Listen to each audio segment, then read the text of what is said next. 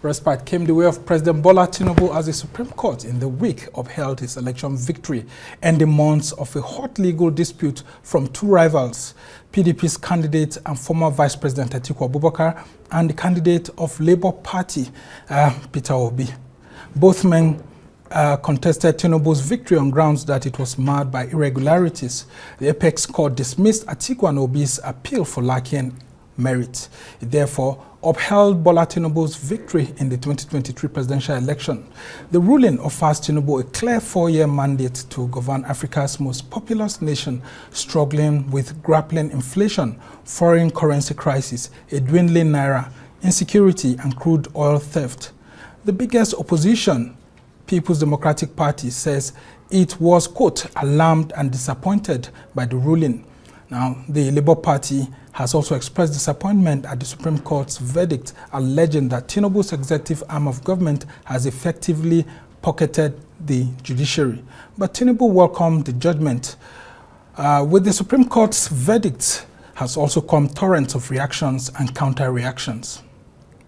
The judgment of the Supreme Court put a stop to shenanigans, put a stop to innuendos, put a stop to lies or trial in the media and public place. The court has demonstrated indivisible commitment to rule of law and humanity, and their commitment to do justice for all Nigerians. Well, joining us now is Umar Sani, a former presidential aide and spokesman to ex-Vice President Namadi Sambo. And we're also being joined from our overflow studio by former Commissioner for Information in Edo State, Kassim Afegbua. And also in our studio here is Professor Nwaokobia, who's the convener of the Country First movement. Gentlemen, welcome to the program. And I start with you, Umar. What do you make of President Tinubu's statement from the outcome of the election, the court's decision, and then of course all that has happened since the election period and way up until now, and then of course which way forward? Well, let me start by saying that I stand very resolutely behind the statement issued by my party. I'm a member of the People's Democratic Party, and they have, expressed disappointment with the judgment of the Supreme Court, and I stand very firmly with that statement. A political party is not for an individual; it is is for a group of individuals who have decided to join the political party and to agree with its tenets. Our party, having reviewed the judgment and having reviewed the outcome of the judgment and the procedures of the judgment, has clearly stated that that justice was not delivered on Thursday. And because although they have not enumerated what they meant by that statement, but as distinct as we are, we understand where they are going. We know, why they are not happy, because they have the candidate of our party has taken the necessary steps to prove beyond reasonable doubt that a forgery, occurred. And he has gone to Chicago, Illinois, has gone to two courts, the Magistrate Court and the District Court of Illinois, that they gave their ruling and agreed that a deposition should be granted. And the deposition came, and in the efforts of our legal team to ensure that that deposition is accepted by the Supreme Court, the justices kept on saying different things, while our legal team kept on insisting on different things. Our legal team was insisting that they were going to file in new evidence, which they supported by certain rules of the Supreme Court. In fact, there is even a judgment by the Supreme Court, which was done by the former Chief Justice of the Federation, Justice Walter Onogen, where he insisted that the Supreme Court can take new evidence in the event of these three things happening. One, where at the lower court, that judgment, that evidence is not available, as at the time the lower court was adjudicating the matter, and at the Supreme Court, where the Supreme Court is trying that matter, and finally, where that evidence will materially affect the outcome of the judgment. Well, the Supreme Court has its own interpretations of the issues you've raised, and I can say that based on the judgment we have, the forgery issue still remains an allegation at the moment, though it wasn't fully treated by the Supreme Court technically as you would have wanted. And so I bring you in, Professor Chris Nwaokobia Jr. Talk to us about what you felt about all of this, and then of course the counsel from Nigerians, elder statesmen, and all of that since then. I'll say it from two perspectives. One is the angle of the law, and then the second is the posturing and the outcome of the judgment ditto public thought and public opinion, and that's why we're here. The first thing to note, Sambo, is that if Nigerians actually, mark my use of words, voted for Mr. President, there would have been some kind of spontaneous outburst of excitement, and everybody knows that. On Thursday, it was more like another melancholic moment across our country, like it was on the 6th of September. It was a deafening silence of sorts, which tells how Nigerians perceive what the Supreme Court did on the 26th of October. That's point number one. Point number two, in line with what my brother has just said, should the Supreme Court have thrown away a fundamental and monumental evidence regarding the forgery case? The answer is no. For God's sake, you must draw moral margins if you want to make your country great. You must come, he who must cook in the kitchen should stand the heat, you know, and Caesar's wife must be above board. We're talking about the office of president, and the issues about forgery came, and the justices of the Supreme Court threw it away like it didn't matter. And then fundamentally for me, the issue about the status of the FCT, Federal Capital Territory, the way they tried to teach us a new lesson in English language, and I still insist, Soma Sambo, when I wrote JAMB, the requirement for law was English language and any other, the University of Nigeria then, English language, literature, and any other 3 subjects. If you have 10 subjects without having English language and literature, you won't be admitted to study law. You know, but here the Supreme Court has told us that if you do not win 1% of Abuja, you can become president. But somehow, the intention of the legislature is to ensure that we have a president who's popular. Yeah, I mean. The intention of the legislature is to ensure that's like why you the have constitutional provision says it should be widespread. You have 2/3 of spread in the local governments in the state. Now, if you're going to pretend over a nation like ours from Abuja, you should have a major popularity. That was the intention of the legislature. And that's why sections 1, sections 2, and section 134 talks about, but fundamentally, as you and I talk, and section 229, as you and I talk, what is important is, and I tell Nigerians, it was Justice Chukwudi who said a long time ago that the Supreme Court is not infallible because it is final. It's not final because it's infallible, but infallible because it is final. All right. And I think hope that we understand that reality, and the challenge before us is to take our country away from the jangling discord of inanity to the amazing place of promise. Yeah, and of course that brings us to you, Kassim Afegbua. Having heard from all of these 2 persons here, talk to us about one point that Chris Nwaokobia actually raised.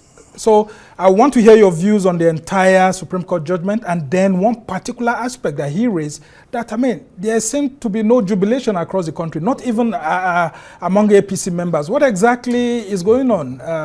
Is it that the APC and its members were just trying to be circumspect so as to carry the opposition and all Nigerians along? We have since finished our own jubilation. February 25th was the election. The results were declared, I think, March 1st. And so we have since finished our jubilation. It's only in the realm of Labour Party, Nwaokobia and Umar Sani that are still waiting for jubilation of what does not exist.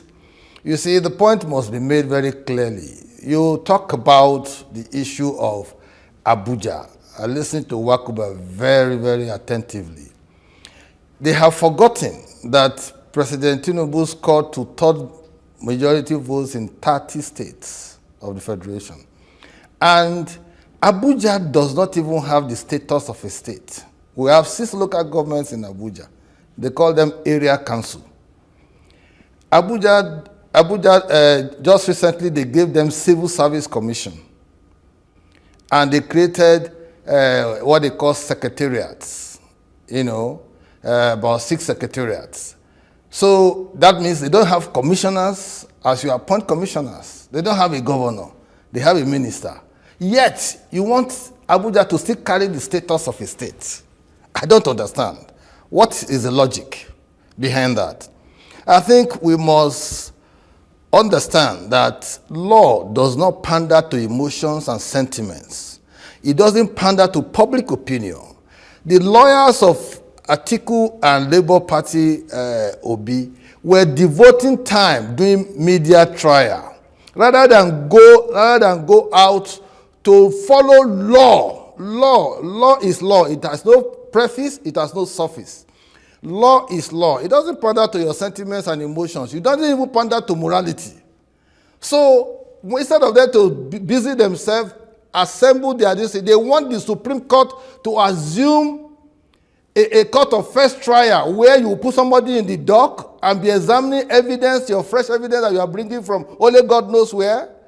Is that what they want? The Supreme Court is a court of jurisprudence. The presidential tribunal had already concluded this judgment. Because some lawyers still want to make some money, because there's so much of it to distribute from the Atiku end and from Peter Obi end, they just say, oh, we have grounds of appeal. They say 50-something grounds of appeal. Does that not become so curious to our sensibilities?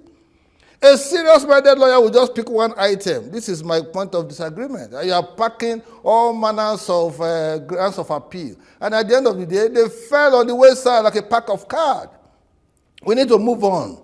Right. We should stop bothering. We should stop bogging down the issue of one allegation or the other. We're actually going to come to the issue of nation building. We're actually going to come to that. But no, I want Umar to actually respond to Afegbua, because the thing is that he's saying that your principal has a lot of money to actually throw away. That's Atiku Abubakar going abroad, bought at home here and all of that, trying everything, and yet even his lawyers could not tell him the truth. Can you talk about that? I don't want to throw jabs on individuals. Otherwise, I would have said between Tinubu and Atiku, who has more money? But that is beside the point. The issue is about what is in the court. And what we are saying is that the court is supposed to do justice. If we are complaining, then our complaint is not misplaced, because the Book of Lamentation has been opened by Justice Musa Detijo, who is also a justice of the Supreme Court. He has gone further to confirm to us that the Supreme Court is corrupt, indeed. Well, we're actually coming to that. Because there were lots of issues raised by that retiring justice. Yes, if the man has raised fundamental issues as regards the conduct of the Supreme Court, in fact, he went further to say that the essence of having 7 justices is because all the geopolitical zones must be represented. As if we're having 21 justices. If we have 21 justices, 7 of them must be represented. The idea is that every geopolitical zone should be represented so that their views will also be taken along in terms of the education. So the fact is, we are not the only people complaining. If a justice of the Supreme Court is complaining, if a member of the political party that Afegbua belongs, which is Rotimi Amechi, is talking about forgeries and so forth and so on, then it means that the complaint is a general complaint and it's a national complaint. And because it is a national complaint, we are saying that the judiciary ought to have done a retrospect, look at it properly. It is not about whether the Supreme Court is a court of jurisprudence, or you don't have to take evidence or witnesses in the Supreme Court.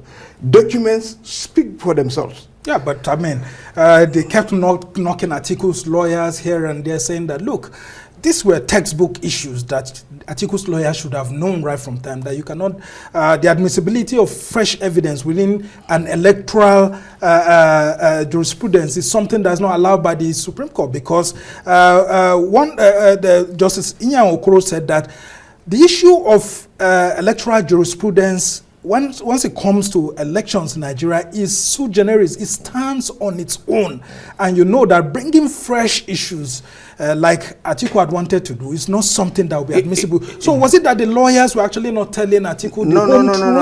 I think or what actually happened? No. I think the issue is not about bringing something new. The fact of the matter is that Atiku had already pleaded forgery at the lower court.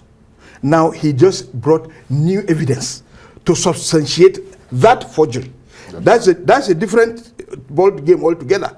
When you are talking about sui generis, bringing this is substantiating.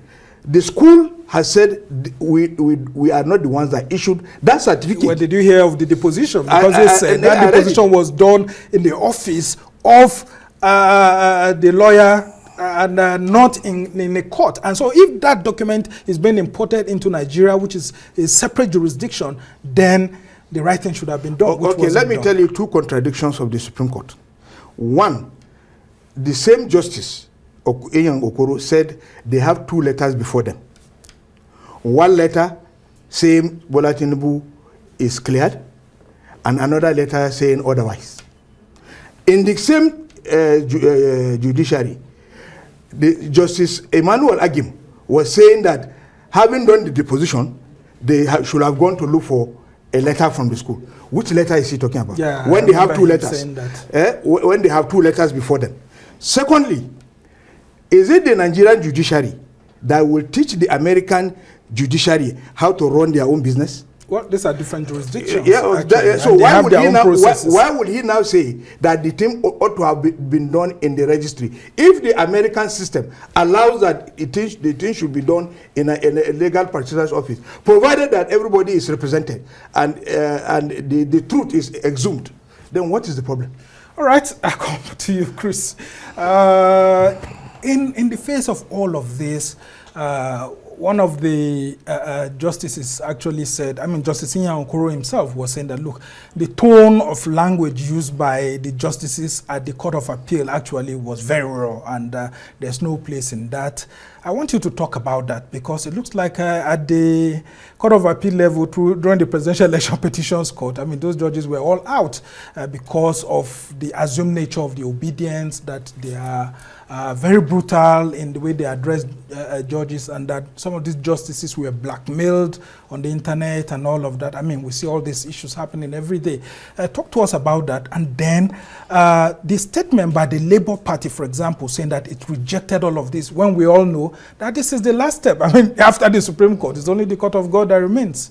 No, let me first say without equivocation that the Labour Party statement is predicated on the fact that after the Supreme Court, you have a court of public opinion, which is, we grew up learning this practice, the Vox Populi, Vox Dei, the voice of the people, is absolutely, without equivocation, the voice of God. And the voice of God is stronger than the voice of 7 men sitting at a judicial panel. That's the truth. Now, but what is important for us, and for me here, is the fact that my brother, Kassim, started explaining Abuja in a rather contradictory manner.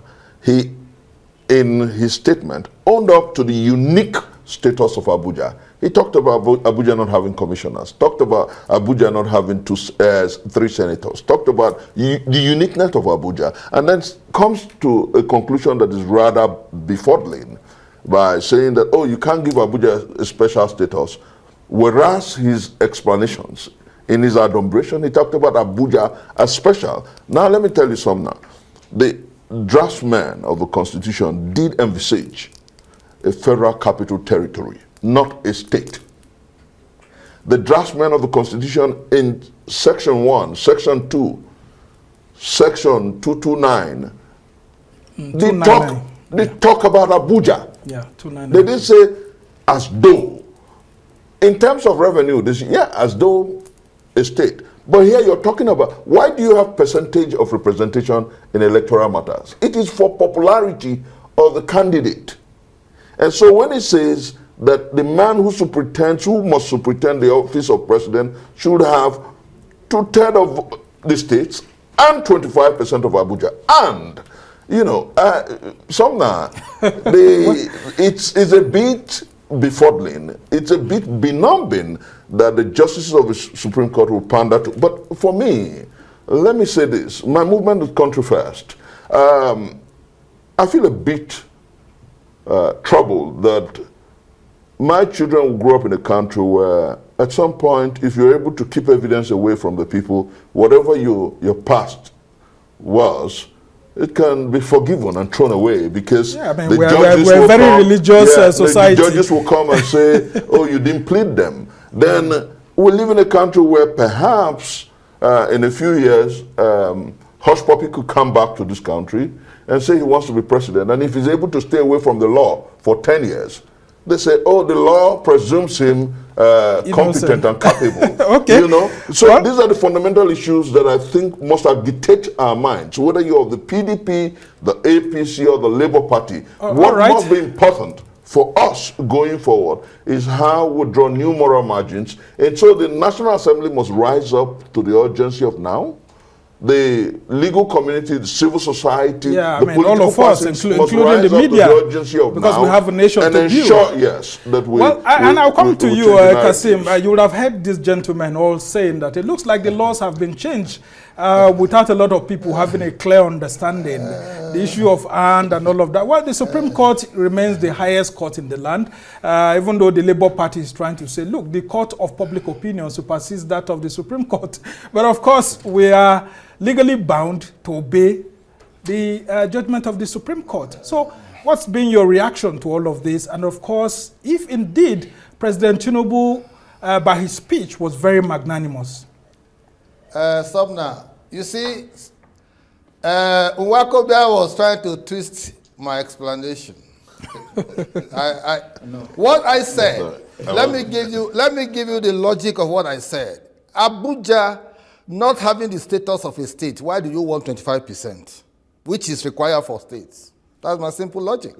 So are you telling me if candidates got 36% in 36 states, 25% in 36 states of the federation, because it doesn't score in Abuja should the election should be null and void? That's curious. So the point is, when a state or FCT, the Federal Capital Territory, does not have the features of a state, you don't also say that it will be mandatory for it to score the same requirement as that of a state. There's no contradiction there. Secondly, please allow me to talk, Nwaokobia. You were talking, I didn't interrupt you. Secondly, Umar Sani was talking about the Justice Datijo, talking about geopolitical zones should be represented. I think we must understand one thing. I don't want to run commentaries about Justice Datijo. He's my senior friend. I'm quite close to him. The second segment. But the point is, it cannot be talking about geopolitical zone when it is not captured in the Constitution. I think that was a misreading of the learned justice. There is nothing like geopolitical zone in our Constitution. It talks about states. So 7 men cannot be drawn from 36 states. And 7 men does not represent 36 states. So the 7 persons will be drawn based on their competence and their hierarchy of responsibility. Don't forget that the initial list that was brought out, Justice Latijo was made the chairman until they pointed to the point that he had barely 7 days to retire. And so he didn't complain at that point. So the point I'm making is that please don't bring your local politics or geopolitical zone that is not captured in the Constitution to the reading of the Supreme Court. And by whatever estimation, Supreme Court does not, run evidence-based jurisdiction. It is purely jurisprudence. Whatever you have argued in the lower court, high court, appeal court, and all of that, you sum all of that, and that is why the appellants talk about grounds of appeal. So it is because they have grouses with what obtained in the lower courts, that's why they approach the Supreme Court. You now want the Supreme Court to start tabling fresh evidence or accept your evidence fresh. Then you talk about the 2 letters. Don't forget that President Bola Ahmed Tinubu had obtained from Chicago State University last year, 2022, documents certifying him to be having attended and graduated from that school, the document which he submitted to INEC. Now, Atiku went to go and extract his own. These people don't believe in certificates. They believe in transcript.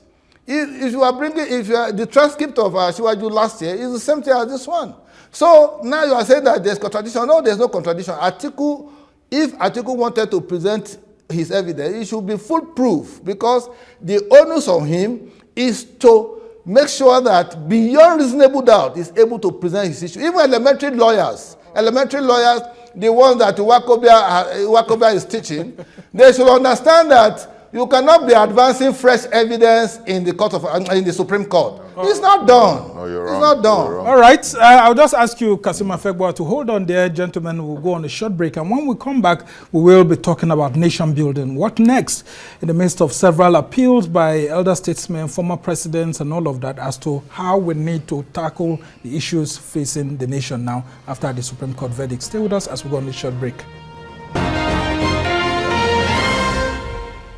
Welcome back from the break. You're still watching This Week, and I'm Somna Sambo. Well, several messages have continued to pour in from prominent Nigerian leaders, with all of them calling for unity in the wake of the Supreme Court's verdict. Former President Goodluck Jonathan takes the lead. He urged Nigerian politicians to rise above partisanship, join hands to build a strong and virile nation now that the Supreme Court has finally spoken and rested the dispute regarding the 2023 election. But this also comes in the light of the call for judicial reforms by retiring Supreme Court Justice Statitejo Muhammad, who lamented the administrative ineptitude and humongous corruption in the nation's highest judicial arm, while concluding that the absolute powers of the Chief Justice of Nigeria need to be contained if Nigerians hope to get justice in the land going forward. Let's listen to these leaders. And elections are over, so we must move forward.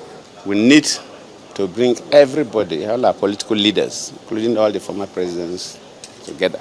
We will not be fighting. If we fight, like this common saying that when 2 elephants fight, the grass suffer. If top leaders continue fighting, they will not suffer that much, but the downtrodden that suffer. And we want to end all this tension and so on. So we move forward as a nation. Such enormous powers are effortlessly abused. This needs to change. Continued denial of the existence of this threatening anomaly weakens effective judicial oversight in the country. Justice Statitejo Muhammad there. Well, we still have right here in the studio a lot of these gentlemen who are helping us to understand the issues, and we have to help us dissect the issues of nation building and reforms Professor Nwaokobia, who is the convener of Country First movement. We also have Kassim Afegbua, a former commissioner for information, Edo State, who is in our overflow studio, and of course Umar Sani, a former presidential aide and spokesman to ex-Vice President Nnamdi Sambo. And it's not just only these leaders that have been speaking, gentlemen. Kassim Afegbua, I want you to listen to this very quickly. This comes from your party member and former Minister of Transportation, Rotimi Amechi, who was also the DG campaign of Buhari for 2 terms. This is what he had to say in Lagos, and I want you to listen carefully. And I quote him: "What other people resist in Ghana and Kenya, Nigerians say, no worry, no be 4 years, him go. The man wins the 2nd term by crook or magic. They will say, no be 8 years, no be good luck, and Buhari don't go so, him go soon go. Another person will come and repeat the same thing. You will be saying that until the day God will come for those of us who are Christians, so I've chosen to be like you, say nothing, hear nothing, and do nothing," according to Mr. Amechi. Do you by any chance think that he was referring to the current scenario with the Supreme Court's stamping of Tinubu's victory? Well, as far as I'm concerned, Rotimi Amechi, former minister, former governor of Rivers, may just be listening to his own voice, because he didn't participate in the 2023 presidential campaigns of the APC, because as soon as he lost out, maybe certain persons promised that he was going to succeed Buhari. So he was head over heels thinking that that was going to be possible. And so they worked him so much. And when he lost out at the primaries, he absconded. And I personally asked him, I said, "Why are you not campaigning with APC?" He said he was doing law school. He was in law school. But you saw him after the presidential election. He went to campaign with Tony Cole in Port Harcourt. You know, another contradiction. So the point I'm saying is that for a man like Amechi, knowing full well that he has zoned himself out, he has shot himself in the foot. So there's nothing he's saying now that will be strange to me. These are just rhetorics that don't add up, because he wasn't given opportunity. He was given opportunity, but he bungled it and he failed at the primaries woefully. And so it's just lamentations of sore losers. Yeah, just what do you make? What do you make of the calls by former President Goodluck Jonathan and then, of course, the retiring Supreme Court Justice Detiju? Well, former President Goodluck Jonathan has spoken like a statesman, having been president before, that you need everybody on board. You need everybody to rally around the president to deliver on his electoral promises. That is compelling enough. And you don't expect him to be calling for fight. Don't forget that he's a gentleman to the core. He was the only presidential candidate who lost election and refused to go the way of Atiku and Peter Obi to seek redress in the law courts. You know, and saved people a lot of resources, saved himself a lot of resources that he would have wasted on pursuing electoral litigations. But you know, as it is now, Nwaokobia, Umar, Sani, they should join hands together and see how they can add value to our country. Particularly Nwaokobia, who has a movement called Country First movement. If he believes in country first, okay, you should forget court of public opinion. All right, well, the punch is being thrown at you. No, let me say, perhaps... and he's saying you're the convener of the Country First movement, so how do we move on from here? Maybe he sounded a bit like a clairvoyant, although in a jocular manner. But I told you, Somna, that for me, the apex court has ruled, but the court of public opinion, we're confronted with the reality, which is there's a precedent in place for the next 4 years, save and except the masses of our people or indeed any other. But as we talk, what is important for me is how to make life better for the masses of our people, country first. And Somna, very importantly, as you and I talk, as at yesterday, the value of the Naira against the dollar stood at about between 1,250 and 1,300. And we have a solution. What solution is that? That's how strange it is. And that's exactly why I hope that Mr. President, and I hope that Kassim listens very well. It's very important. Very quickly. Very quickly and very important. There's an agency of government that is in custody of over $200 billion. Wow. In this Nigeria? In this country. And the federal government is unaware? Maybe they have decided not to look at it, but we're available to put them through it. What? And then, interestingly, Somna, these are realities. We need to actually know the agency. Yes, the government knows, and then when they talk with us, I will tell you, Somna, this is true. And then we have a whistleblower in consonant with the international community that has facts and figures to the tune of about 48 million barrels of crude oil. You can Google it. In China, that was sold. And sold at the rate of $100 per barrel. That's $4.8 billion. In this year? You don't need to, between 2015 and now, you don't need to, you are aware of these figures, you don't need to go borrowing $1.5 billion when you actually have $4.8 billion. In the hands of who? Just last week, because we need to clarify just that. last week, Somna, that's what I'm saying, just last week, I addressed a World Press Conference talking about it. The group managing director, now group CEO of NNPC Limited, knows about it. And we're not fighting him. We're thinking about how we make our country work. Is it and then very importantly, lastly, yes. well, I need to ask, is it being hidden these from monies the are available, Somna. That's what I'm saying. If you want to very quickly, if you want to rejig your economy, come, let's talk. Then very importantly, Somna, very quickly, these are facts.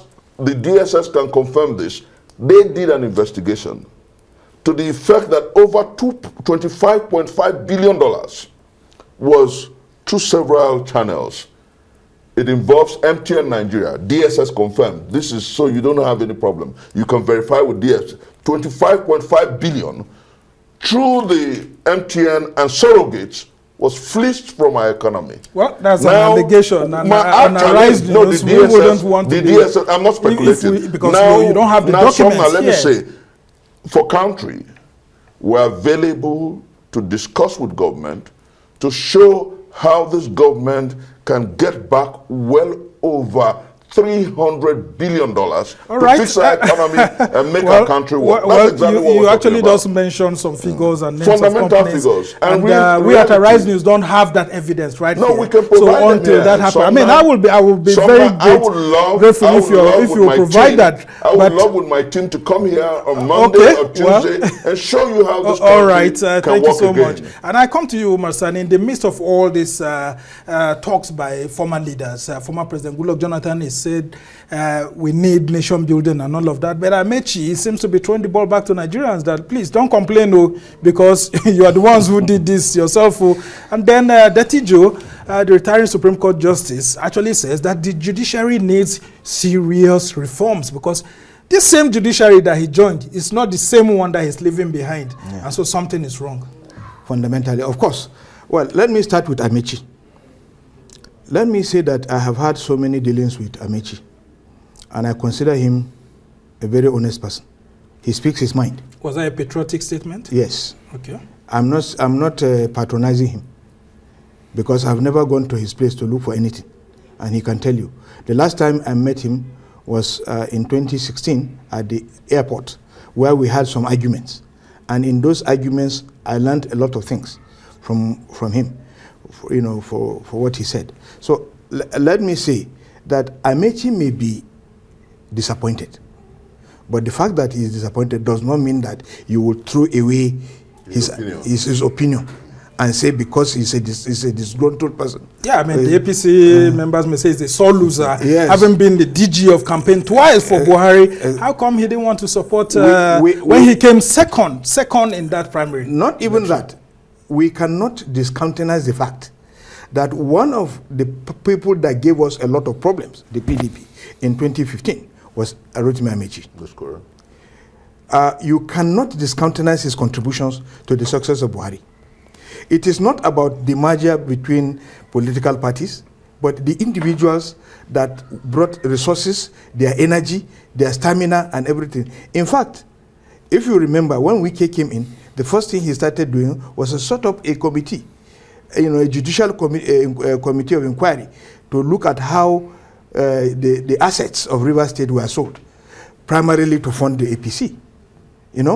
Now these were issues that were brought out, and even the judicial has submitted its report, and Rotimi went to court to challenge the report. That's why nothing happened. So you cannot discountenance informing and making APC very strong.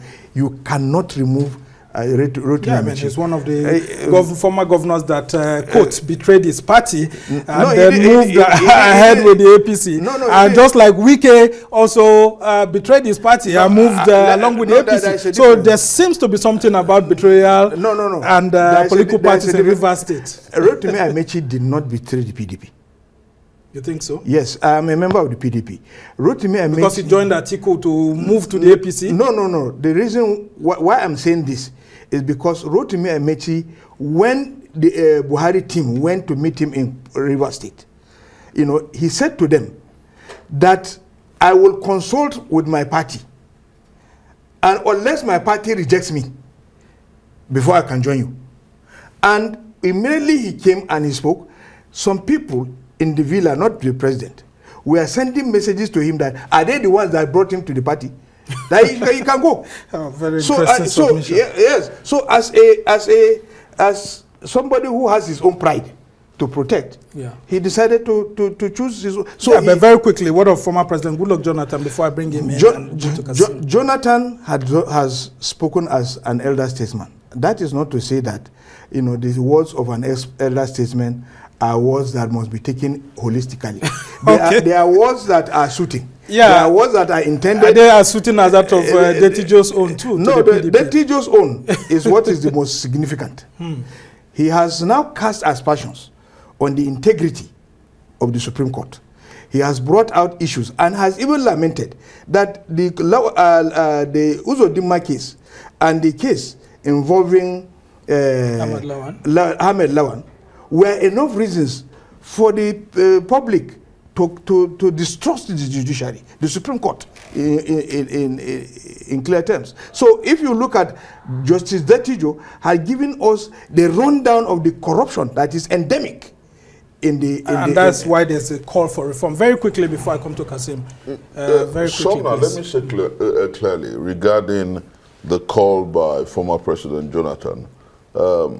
This quotable quote of mine, inimitable quote, opposition is a pristine street in the city called patriotism. Opposition is that beautiful street in the city called patriotism. If you must build a nation, you must allow divergent opinion. That's why we must fight against one party state. Importantly, regarding the statement by the retiring Supreme Court judge, another quote, my quote, comes handy, and it's truth is a sublime street in the city of brotherhood. Okay. We must sounding very poetic. If we must move our country forward, we must make truth our bastion. If you don't, if you like my brother Kassim tried to throw away the thoughts of Rotimi Amechi and play the jingle over with it, I think that's where he's wrong. All right. I have to bring Kassim in because we're actually losing time. Let me say this. A two-term speaker of a state, a two-term governor, a minister of the Federal Republic of his thoughts and views should be accorded some measure of respect. All right, so Kassim, I'll bring that to you. I mean, you've heard Chris Nwaokobia's Please, I'm entitled to my opinion. Somebody who has been two-term speaker, who has been two-term governor, should also deploy decorum when speaking. He has access to the powers that be. It is not every time you go to the public space to go for a popularity contest. Government is not a popularity contest, whether you like it or not. And secondly, Kassim, just very quickly, before you go to Datijo, do you think that if Rotimi Amechi calls President Tinubu through the phone, that Tinubu will actually give him access to speak with him? Why not? Why not? If he has shown himself that he has shown sign of penitence, having been a prodigal son of the APC, why not? Talking about the Justice Datijo you are mentioning, You see, I read through his statement, his valedictory speech, well captured, but there's a missing link. And that missing link is that I expected Justice Datije to have resigned being member of the Supreme Court before now, not waiting, swimming in the corruption allegations he has leveled against the system and the institution, up to the time that he had to retire. Because I like people to take principled stands when they see certain things being done wrongly. That way you can separate yourself, just like the seed from the chaff. You can now come up with a moral authority to speak. But where you served, and you served all through to the end and retired, I think there's a missing link. And I wouldn't want to discuss Justice Datije because he's a man I called so much respect as a friend. All right, so Kassim Afegbua, what next for Atiku Abubakar and Peter Obi? If you had an opportunity of getting close to President Tinubu's ears, would you send in some messages for him to try to cut these two gentlemen? Because, no, I mean, if he's ever going to go for a second term, he would need to reduce the tension. It will be dangerous to cultivate the two of them. There will be internal saboteurs and they will run down the system. So Atiku has a destination in Dubai. He definitely will go back to Dubai. And Peter Obi will also find his accommodation somewhere. The Labour Party is presently in crisis. They don't even know who is their chairman, whether it's Akpapa, whether it is Abure. So they should put their house in order. And before they can talk to us about leadership and governance, they don't have the potentials as far as I'm concerned for now. All right, Umar Sani, what next for Atiku Abubakar? Well, if you allow me, I will say one, that he has already scheduled a press conference for Monday. Okay. And he will explain to us what his next move will be. But before then, I will say that what my friend Kassim Afegbua is saying does not speak well to carrying everybody along. This is a nation. When you are talking about a country, you cannot begin to talk about people who are more patriotic than others, and that some people will be more saboteurs in a government where everybody will be brought along. If you are sabotaging, the government must have an instrument of trying to fish out those who are sabotaging. So the general idea is, it is merely a rhetoric to say, let us move forward. But the real thing is, everybody stay on his lane. Okay, very interesting. What next for Peter Obi, do you think? I mean, if you had an opportunity to have a word with him, what would you be telling him at this moment? For me and for our country, I think that the time to think about the man in Karuna Muda is now. The time to think about the young girl in Ibuza is now. The time to think about the young boy who struggles night and day in Lagos is now. It's time we moved our country forward. We embarked on constitutional amendments to ensure that these tenuous issues about elections and electioneering is dealt with and handled effectively. Yeah, especially INEC, with the believability of INEC going forward in elections. These are fundamental issues that we must look at. Then number two, I think that Peter Gregory is on the quiet side, and he has said that he believes truly in the rule of law. So I do sincerely believe. I won't be surprised if I see him talking with Bola Ahmed Tinubu. But what is important for me is that young girl who must be catered to by government, that young boy who must be catered to by government, and our infrastructure that must come back alive. And that's why I'm saying that we're ready, willing, and available to help government solve these tenuous problems. All right, Kassim Afegbua, you have the last shot. President Tinubu has to face governance now. And then, of course, the opposition will still be there watching by the wayside, although there are allegations that your principal may want to convert Nigerian politics into a one-party state. How does it deal with that? And then, very quickly, what exactly is the status of Nyesom Wike? Is he a member of the APC or PDP or PDAPC, or what exactly is going on? Because we saw him in court with APC leaders. And he's in APC government. Quickly, Governor Nyesom Wike is a full-fledged member of the PDP. That is not in doubt. But of course, is part and parcel of the Federal Executive Council as Minister of the Federal Capital Territory. and is one of those who fall into the category of government of national competence. He's got ability to do certain things differently, and he's doing that already in FCT. Well, the challenge before us is facing governance, just like Nwaokobia said. The only difference is that I personally will look with suspect when persons from this other side are trying to get into government, because they exerted all energies, resources, everything to blackmail, to arm twist, to run down President Bola Ahmed Tinubu, and even the judiciary and all of that. So for me, if they are coming with an open mind, I will accept them, I will grab them. But the character they have shown so far is not a character that I will want to deal with if I have opportunity to advise the president. All right, a very interesting place to actually end this conversation.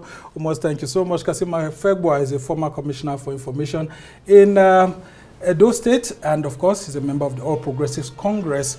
And well, we also have Professor Nwaokobia Jr., who is the convener of Country First Movement. And of course, he also had some sentiments for Labour Party and the Obedient Movement. And then, of course, Umar Sani here is a former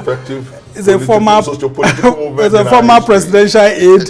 And then, of course, spokesman to former Vice President Namadi Sambo. We must thank you immensely for helping us to understand how we can run our country after the Supreme Court judgment. Well, that's how it's been in this on this edition of This Week.